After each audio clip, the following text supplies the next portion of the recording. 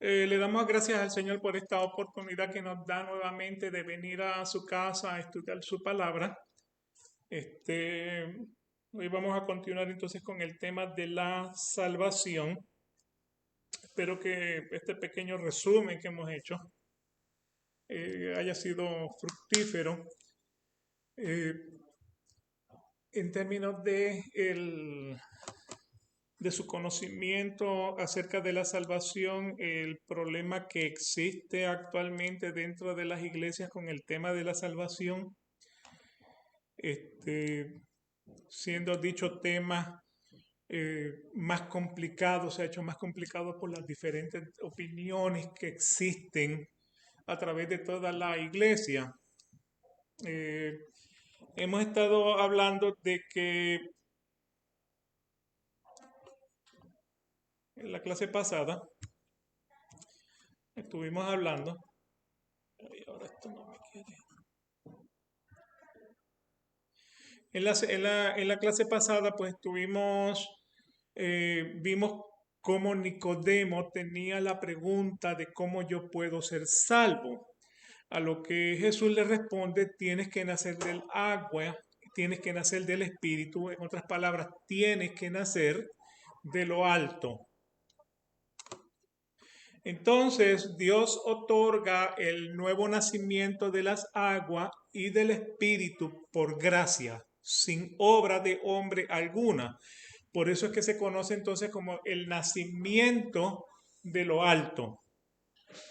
La evidencia de ese nacimiento, pues la vamos a encontrar, se va a revelar en Juan capítulo 3, versículo 16, donde el Señor entonces nos dice: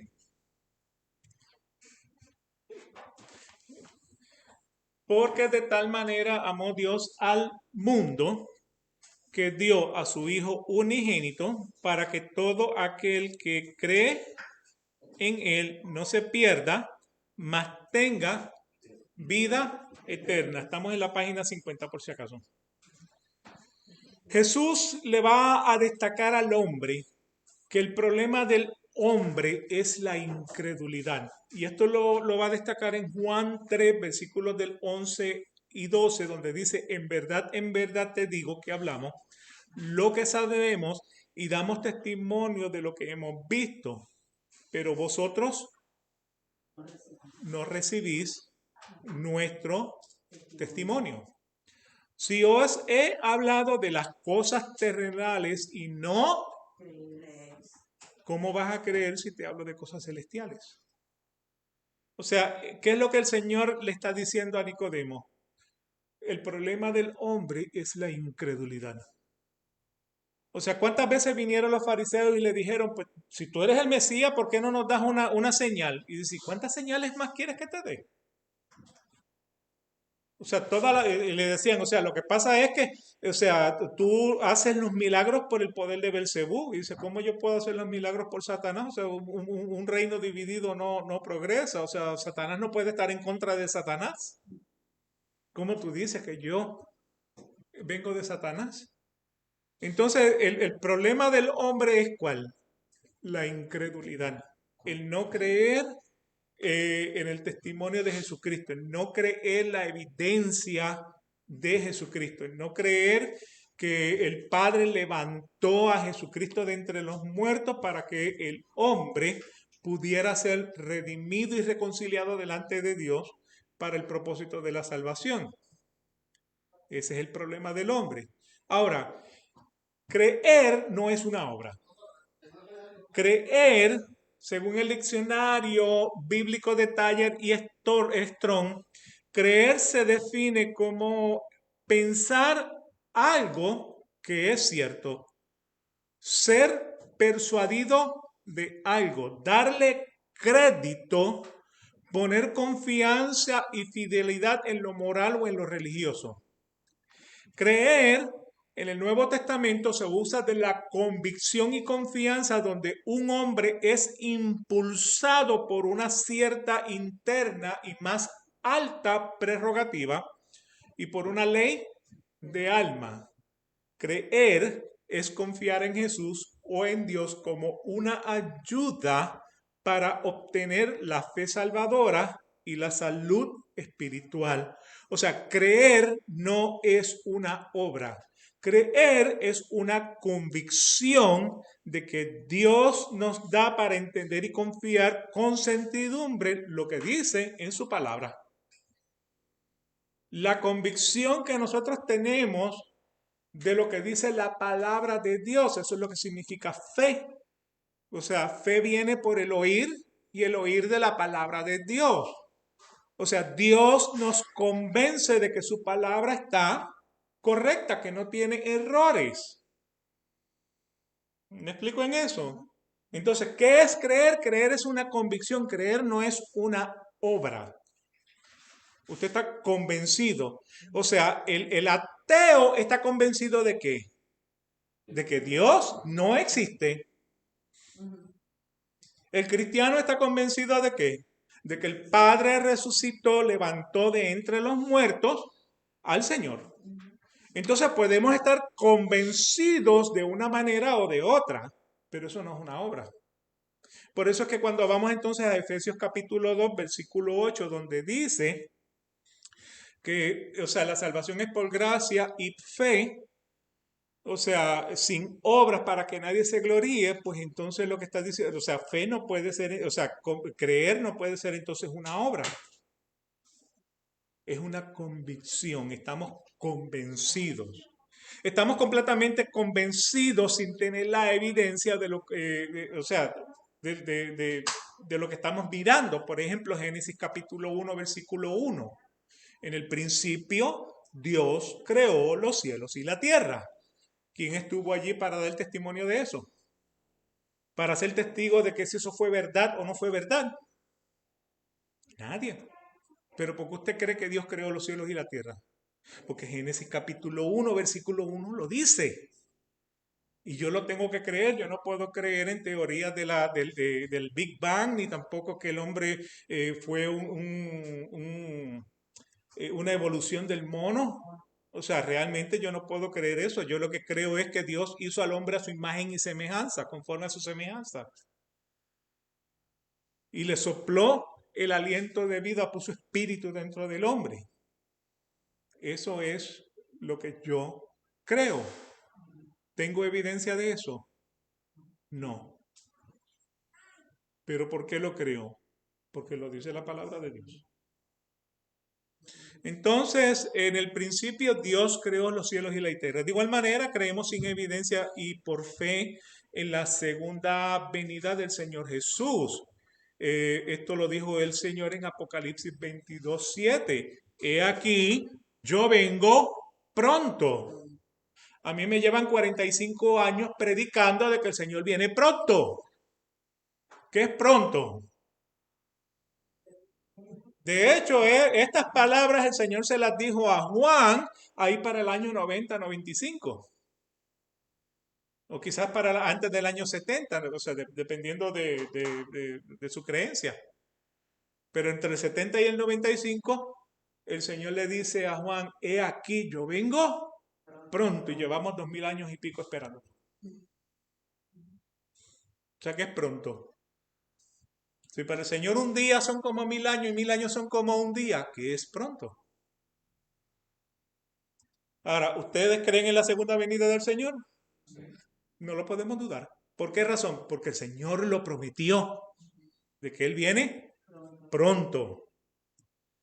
Fe nuevamente es creer lo que dice la palabra de Dios por lo que dice la palabra de Dios, el mérito de la palabra, sin tener o necesitar de algún tipo de evidencia. O sea, Dios le dijo a Abraham, de ti haré una gran nación que no podrá ser contada como las estrellas ni como la arena del mar.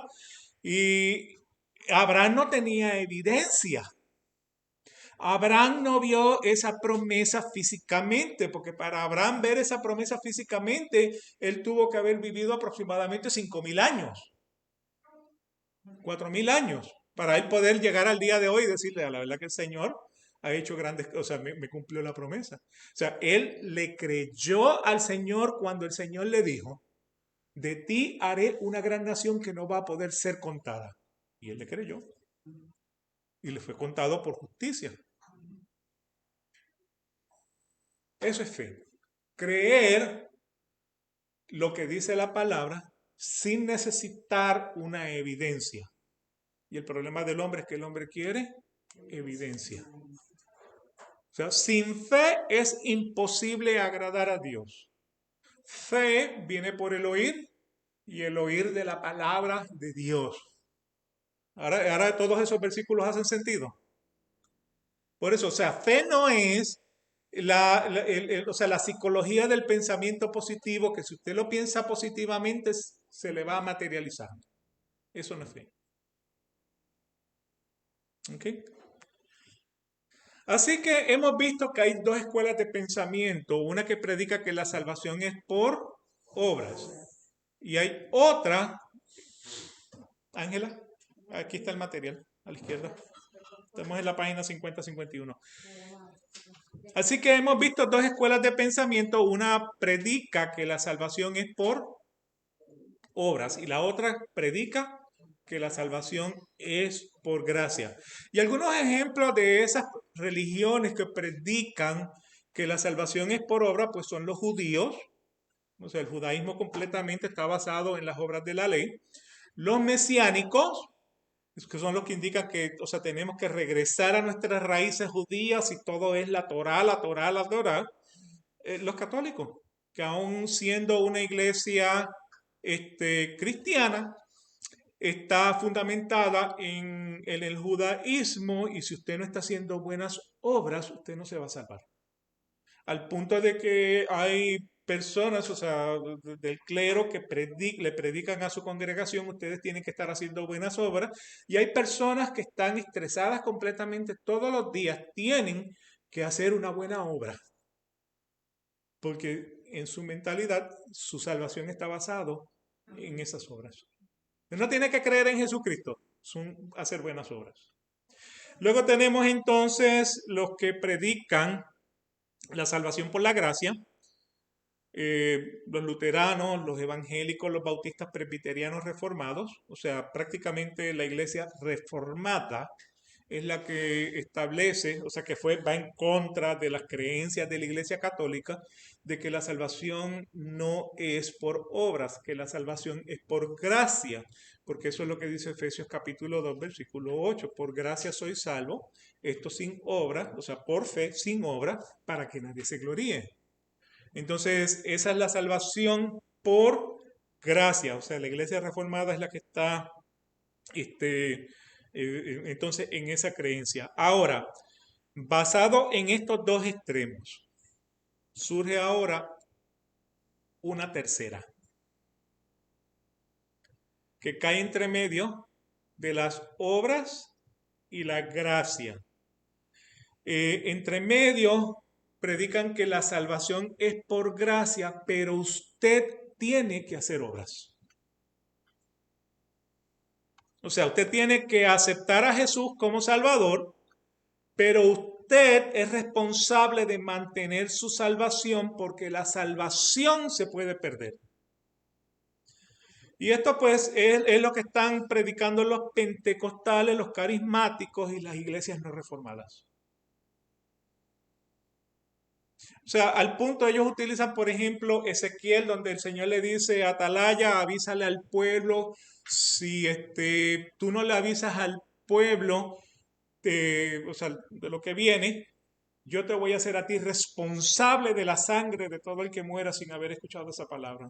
O sea, eso es lo que utilizan los pentecostales para decir, si yo no estoy predicando la palabra, Dios me va a hacer a mí responsable de todas las personas que se pierdan.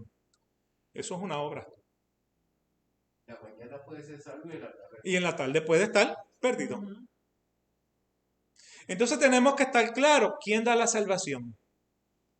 Dios. Dios se equivoca. No. Entonces, ¿cómo si Dios da la salvación y Dios no se equivoca, te da la salvación por la mañana y por la tarde te perdiste?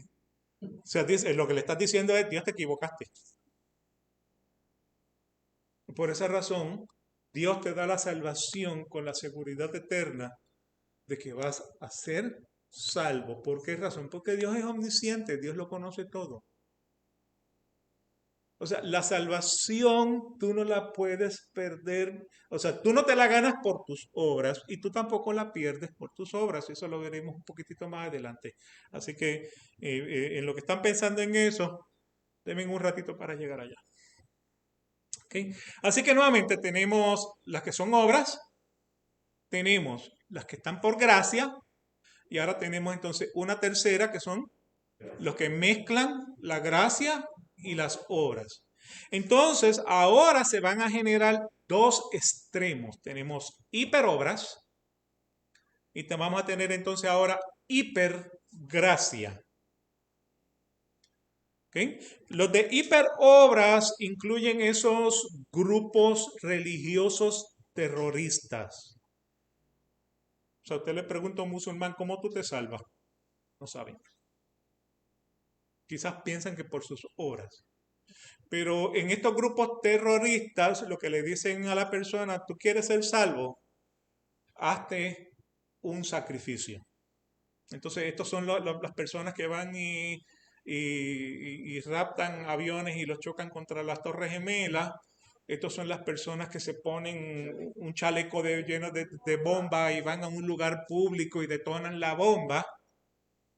¿Por qué razón? Porque en esa muerte, en esa obra, su religión le está garantizando que la salvación, por hacerse mártir, por hacerse sacrificio. Entonces ya eso incluye entonces que por hiperobras, o sea, si tú haces muchas obras, eres salvo, sean buenas o sean malas. Y el otro grupo que tenemos es el grupo de hipergracia. Aquí cae el ecumenismo. Dios es amor y Dios todo lo perdona. Porque eso es lo que dice Juan 3:16, de tal manera amó Dios al mundo que envió a su Hijo unigénito. Entonces estos son los que piensan que como Dios es amor, establecen entonces que ese Dios es tan amoroso que aún sin usted confesar ni creer en Jesús ni observar sus mandamientos, Dios le va a dar la salvación a todo ser humano. Porque Dios es un Dios perdonador.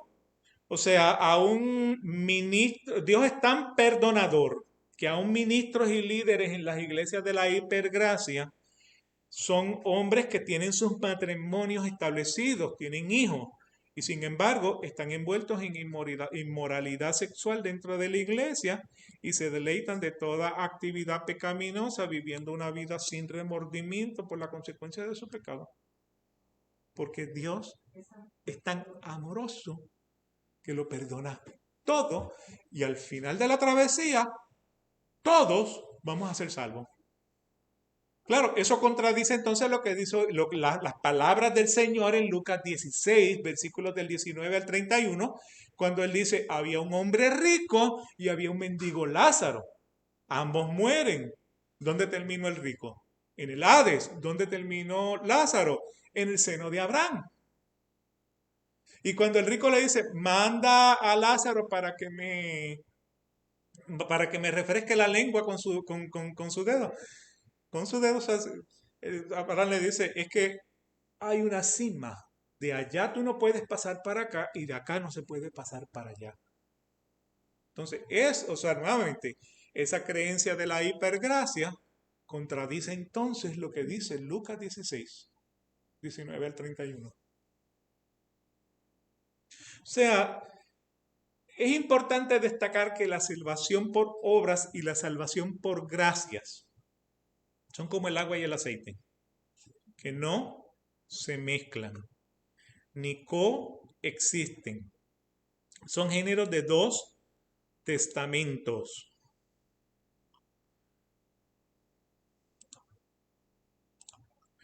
De dos pactos diferentes. El antiguo pacto, la ley, el nuevo pacto de gracia en la sangre de Jesús. La raíz de la controversia va a nacer con dos teólogos del siglo XVI, uno que se llama Juan Calvino, que es el que aparece a la mano derecha, y el otro Jacobo Armino, que es el que está al lado izquierdo. Estos son los padres del calvinismo y el arminismo respectivamente. ¿Qué dice el calvinismo? El calvinismo dice que Dios es soberano, Dios salva al hombre. ¿Qué dice Armino? El hombre tiene el libre albedrío para escoger. O sea, el calvinismo versus arminismo es prácticamente el debate que existe en la teología por el libre albedrío. Así que Dios solo escoge o el hombre tiene el libre albedrío. Y estas son pues entonces dos posiciones de pensamientos completamente opuestas en el tema de la salvación que encienden el conflicto entre los que promueven la salvación por la gracia y los que promueven la salvación por las obras. Sin embargo, hay que destacar que ambas posiciones tienen su fundamento en principio bíblico. O sea que Calvino fundamenta su teología en lo que dice la Biblia. Armino fundamenta su teología en qué? En lo que dice la Biblia. Los calvinistas pueden apoyar su posición calvinista, por ejemplo, con Juan 6:44, donde dice, nadie puede venir a mí si no lo trae el Padre que me envió y yo lo resucitaré en el día final. ¿Qué quiere decir este versículo? Exactamente lo que dice. Si el Padre no te dirige a Jesús, por tu propio mérito tú no lo puedes alcanzar. Eso es una verdad bíblica, ¿no? Está en la Biblia, está en Juan 6:44. Eso no lo podemos discutir. Eso es lo que piensan los calvinistas. Ahora, los alministas también utilizan versículos que apoyan su manera de pensar, tal como por ejemplo Mateo 11 del 28 al 30, que dice, venid a mí todos los que estáis cansados y cargados, y yo os haré descansar. Tomad mi yugo sobre vosotros y aprended de mí que soy manso y humilde de corazón, y hallaréis descanso para vuestras almas, porque mi yugo es y mi carga ligera. Entonces ustedes pueden ver aquí, o sea, ¿qué quiere decir este versículo? Que Jesús nos está invitando a acercarnos a Él para el descanso de nuestras almas.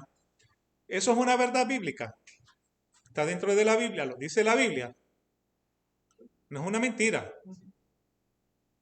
Entonces, ¿qué tenemos? Que los calvinistas, por un lado, que dicen, solamente tú puedes llegar a Jesús si el Padre te impulsa para llegar a Jesús.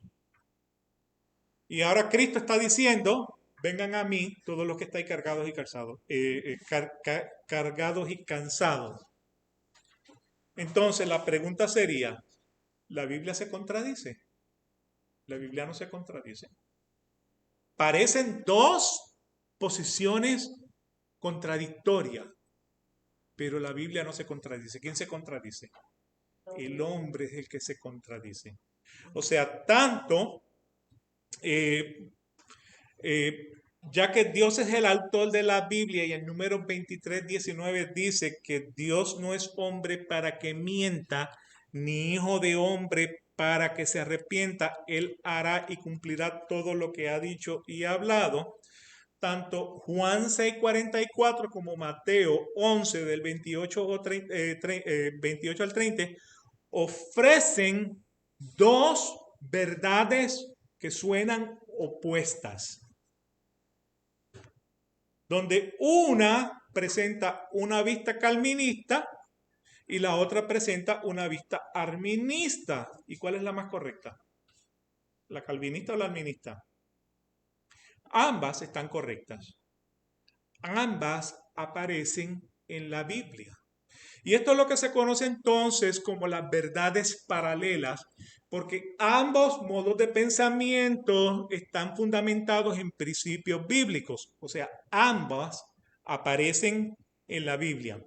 El mejor ejemplo que te va a presentar a ti las verdades paralelas es Juan 3:16, que dice Juan 3:16, porque de tal manera amó Dios al mundo que dio a su Hijo unigénito. Es una verdad indiscutible,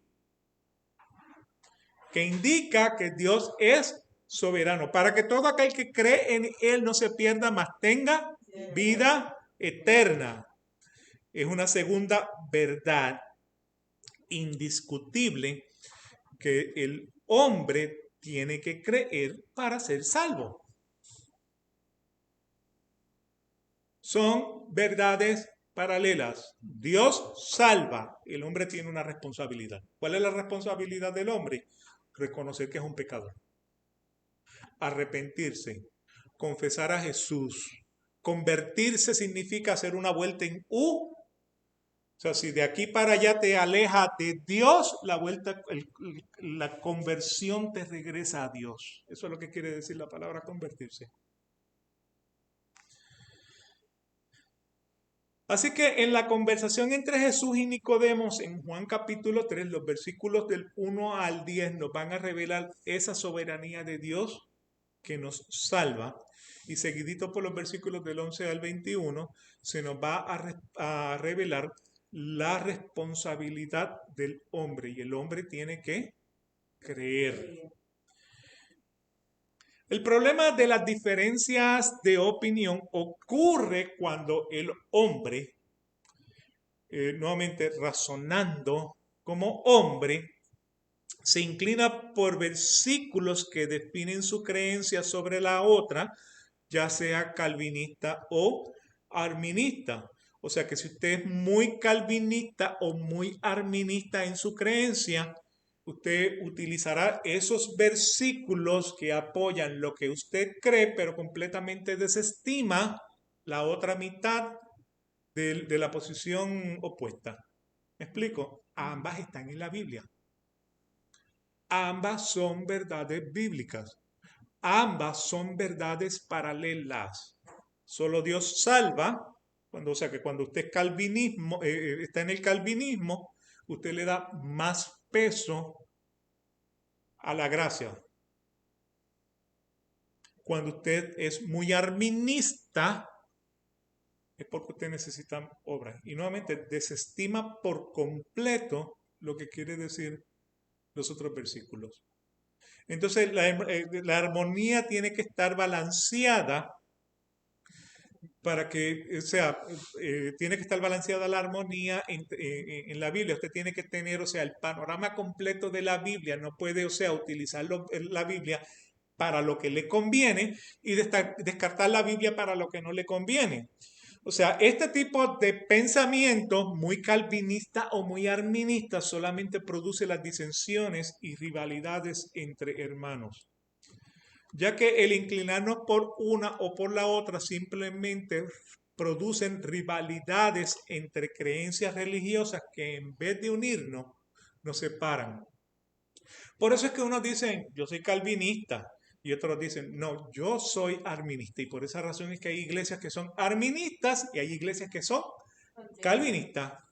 Y si usted nace y es criado y fundamentado en esa posición de calvinista arminista, o sea, para usted lo que le han hecho es que le han puesto una gringola, como le ponen a los caballos de carrera, para que usted no pueda ver un poquitito más el panorama completo de la Biblia.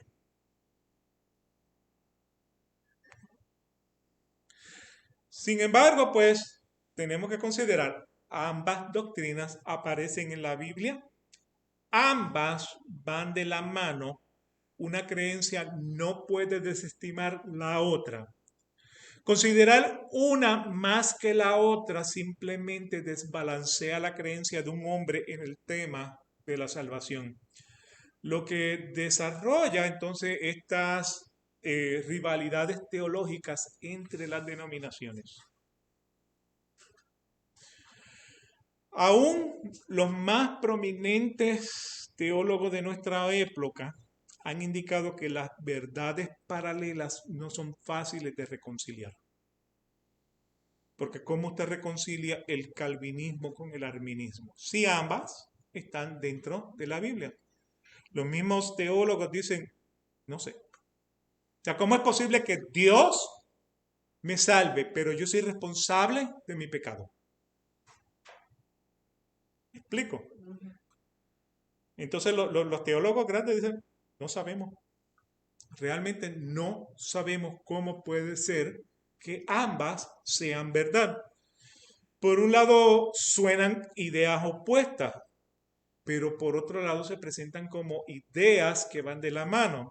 Y la razón por la cual estas verdades paralelas no se pueden reconciliar es a raíz de que un hombre de mente finita está tratando de definir un Dios infinito con ideales científicos. O sea, queremos utilizar la ciencia para definir a Dios.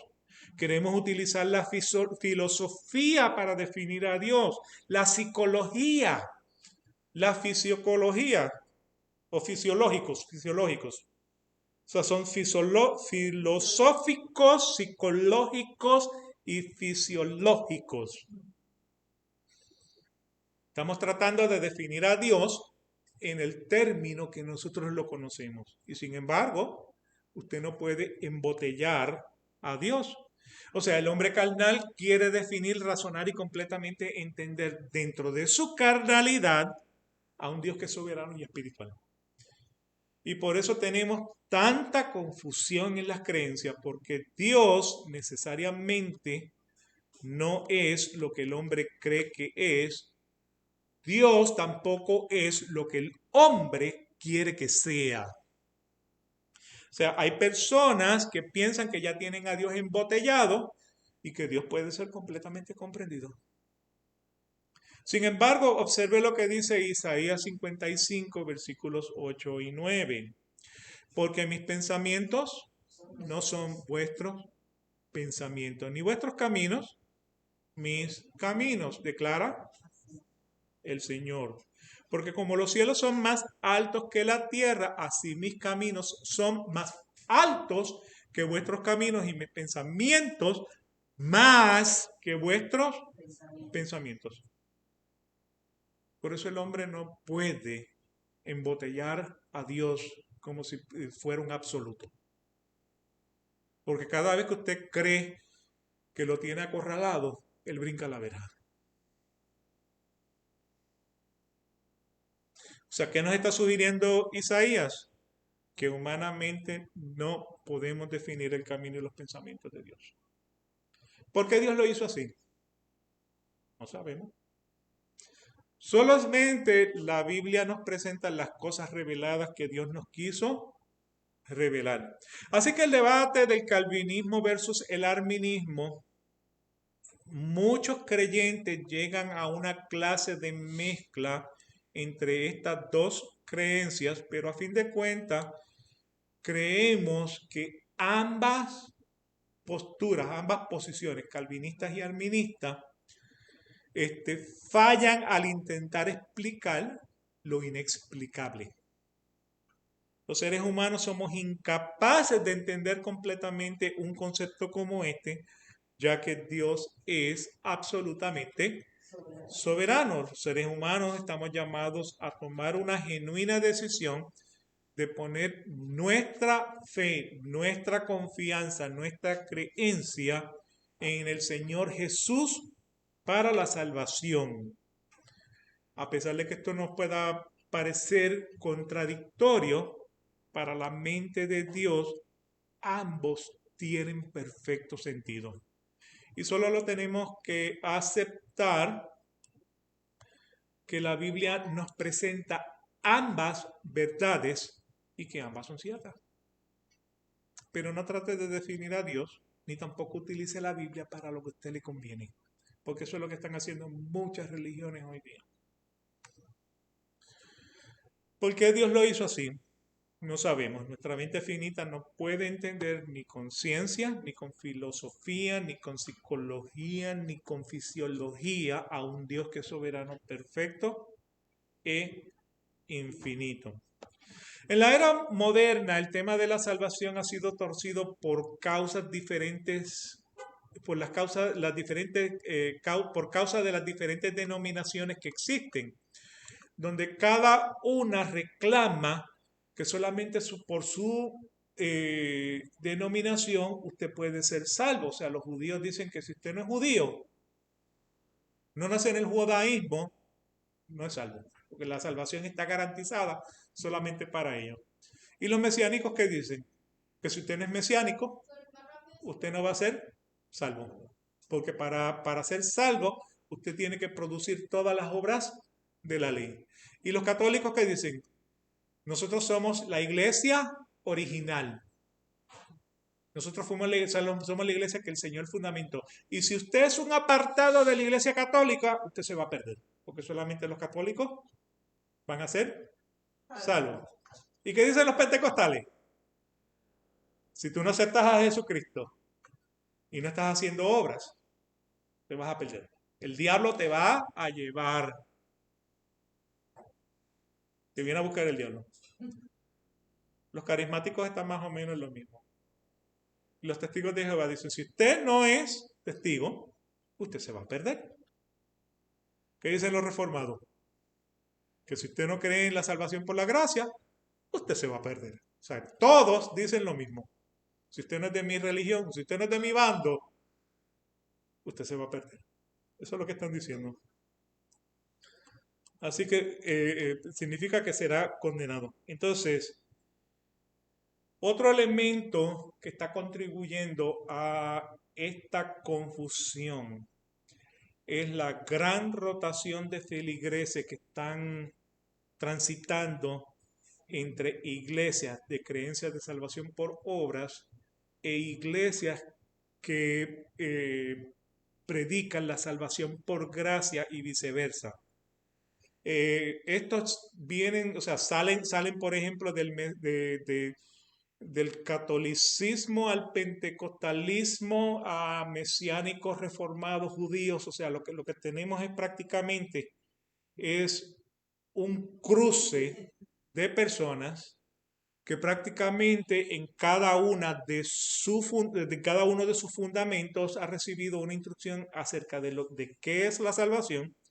Entonces importan esas creencias a una iglesia que puede tener las creencias opuestas.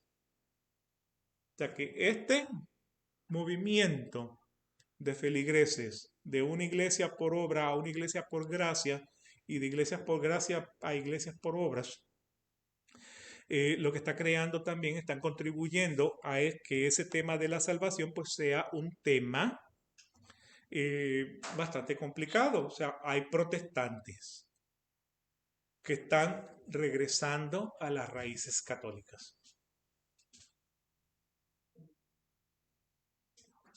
¿Sí? Protestantes. O sea, personas con sus credenciales como pastor, con grados de doctorado, porque es el doctor fulano de tal, regresando al catolicismo. Y el catolicismo ahora está tratando de utilizar la Biblia para justificar sus dogmas. De tal manera que están sacando a la Biblia fuera de contexto. Hay pentecostales que se están convirtiendo a reformados o de reformados están yendo a no reformados. Y esta práctica lo que ha producido es una congregación heterogénea que está compuesta por creencias de judíos, creencias de mesiánicos, creencias de católicos, creencias de pentecostales, creencias de carismáticos, creencias de testigos de Jehová, creencias de reformados, etc. A esto lo está complicando los millones de maestros que aparecen en YouTube, en Google, en Wikipedia, a través de todo Internet. Autores de libros cristianos que han logrado introducir ideas completamente torcidas y lo que han hecho entonces es que el tema de la salvación no se entienda. Ese es el problema que estamos teniendo dentro de la iglesia. O sea, todo el mundo quiere tener una opinión y todo el mundo quiere estar completamente correcto. O sea, ¿cómo podemos completar este resumen del dilema de la salvación? Y fíjense, hemos estado, ¿qué? 4 semanas hablando solamente del tema de la salvación, haciendo una nota al calce a lo que sería el capítulo 1, sección 7, donde dice que el tema de la salvación se revela desde Génesis hasta Apocalipsis. O sea, lo que yo les he dado es un pequeño resumen. O sea, ¿cómo podemos completar este resumen del dilema que tenemos en la salvación dentro de las iglesias? Considerando lo que dice Efesios capítulo 2, versículos del 8 al 10. Porque, por gracia, habéis sido salvados por medio, y esto no de vosotros, sino que es don de Dios. ¿Qué significa la palabra don? Regalo, dado, otorgado de parte de Dios a un hombre que no se merece la salvación. No por obras, versículo 9, no por obras para que nadie se gloríe. Y el versículo 10, porque somos hechuras suyas, creado en Cristo Jesús, ¿para qué? Para hacer las buenas obras, las cuales Dios preparó de antemano para que anduviéramos en ellas. O sea que en otras palabras, como usted puede ver, a raíz de que la iglesia está confundida con creencias torcidas de hombres, hacen que la salvación sea una doctrina de carácter confuso y complicada. Las iglesias que prometen la salvación por obras solamente producen hombres y mujeres que viven en el temor de que pueden perder su salvación. Tristemente hay personas hoy dentro de la iglesia pentecostal que tiemblan de solamente saber que van a tener que pasar la eternidad con Satanás en el infierno. La pregunta es, o sea, ¿Satanás tiene el poder de meter al hombre al infierno? Porque la palabra lo que dice es, no le temas a aquel que puede destruir el cuerpo, sino témele a aquel que además de poder destruir el cuerpo, puede poner el alma en el infierno. Le estamos dando más crédito a Satanás de lo que Satanás realmente se merece. Ahí tenemos parte de ese problema. O sea, Satanás está metido dentro de la iglesia confundiendo las mentes de los que van a ser salvos. Ahora, ¿puede el hombre perder su salvación? No, porque por las obras no te salvas. Y por las obras tampoco pierdes tu salvación. Recuerden que yo les mencioné desde el principio, creer no es una obra, creer es una convicción. ¿Ok? Si Dios no es hombre para que mienta, ni hijo de hombre para que se arrepienta, y solo Dios da la salvación al hombre, entonces Dios no se equivoca cuando salva a un hombre que no se lo merece. Si Jesús le dijo a Nicodemo en Juan capítulo 3 que el problema por el cual el hombre se salva o no se salva es por creer o por la incredulidad, respectivamente, y hemos destacado que creer no es una obra sino una convicción de fe, entonces por las obras no te salvas y por las obras tampoco te pierdes. La obra solo sirve como evidencia de lo que es su convicción, solo por gracia. O sea que en otras palabras, el hombre bueno produce buenas obras. El hombre malo produce malas obras, porque nuevamente de la abundancia del corazón habla la boca. O sea que solo por gracia y fe en Jesucristo es que nosotros somos salvos cuando le creemos, cuando lo confesamos, cuando nos arrepentimos, cuando nos convertimos de nuestro camino y obedecemos su palabra. Dios nos pone la palabra de frente. Cuando leemos la palabra, cuando creemos en la palabra, entonces es que nuestra convicción comienza a trabajar. O sea, el hombre ya se siente sucio delante del pecado. O sea, habían dos personas. Cristo habla de un fariseo y de un publicano. Ambos están frente en el muro en la oración. ¿Y qué era lo que decía el fariseo? Señor, yo te doy gracias porque no soy como ese publicano. Yo oro 3 veces al día. Yo ayuno 3 veces por semana. Yo cumplo todos los mandamientos. ¿Y qué hacía el publicano? Se golpeaba en el pecho y decía, Señor, ten misericordia de mí, que yo soy un pecador. Y Cristo le pregunta a los discípulos, ¿cuál de ustedes creen que se fue justificado a su casa? Todos estuvieron de acuerdo que había sido el publicano.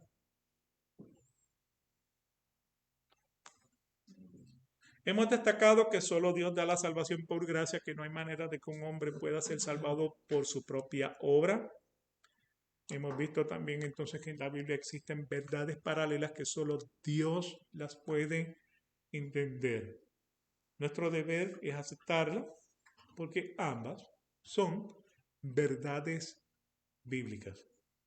Culminamos con las preguntas de aplicación para discutirlas la semana que viene. ¿Qué es la salvación por obras? ¿Qué es la salvación por gracia? ¿Qué es el nuevo nacimiento y cómo el hombre puede experimentar un nuevo nacimiento? ¿Cómo el hombre puede estar seguro de su salvación? ¿Cuáles son las creencias de la salvación en la iglesia moderna? ¿Cómo se definen las verdades paralelas? La última pregunta, ¿cómo yo sé que soy salvo? Al final de esta sección le he dado diferentes capítulos, prácticamente capítulos, de historias bíblicas donde se ha manifestado de una manera u otra la salvación al hombre. Luego de leer las historias bíblicas que se le muestran al final de las páginas, dice, haga un listado de las cosas que usted puede identificar bíblicamente acerca de la salvación. Todos ustedes tienen una Biblia de estudio. Úsela como referencia y ayuda práctica en caso de que quisiera profundizar más en el conocimiento de algo que esté diciendo en un versículo. ¿Okay? Así que nuevamente la semana que viene, pues entonces trataremos finalmente sobre este resumen que hemos estado trayendo acerca de lo que significa la salvación. Lo hemos hecho porque nuevamente hay tanta confusión en la salvación y yo realmente le he querido exponer todo el panorama para que entonces usted pueda decidir. Porque la convicción viene por la palabra de Dios, no viene porque yo le estoy tratando de influenciar una cosa o la otra. ¿Ok? Así que la palabra de Dios es la que te va a convencer, no soy yo, no es el hombre. Bien, le damos gracias al Señor por esta oportunidad que nos ha dado de estudiar su palabra. Le damos gracias, Señor, por cada uno de los hermanos que está aquí presente, que vienen, Señor, con hambre para conocerte a ti, el único Dios verdadero, el creador del cielo y de la tierra, el que envió a su Hijo Jesucristo para que fuera remisión para nuestros pecados. A través de él pudiéramos recibir la salvación por la gracia que tú nos das. Por ese mérito de Jesucristo en la cruz del Calvario te damos gracias. Y te pedimos también, Señor, que el resto del servicio sea de tu agrado, estés presente con nosotros, nos enseñes cosas nuevas, grandes y ocultas que no conocemos. Todo esto para gloria y honra de tu nombre. Amén. Amén. A los hermanos en Facebook les damos gracias por estar aquí presentes con nosotros. Dios salve a su pueblo y nos veremos entonces en el servicio. Que Dios les bendiga.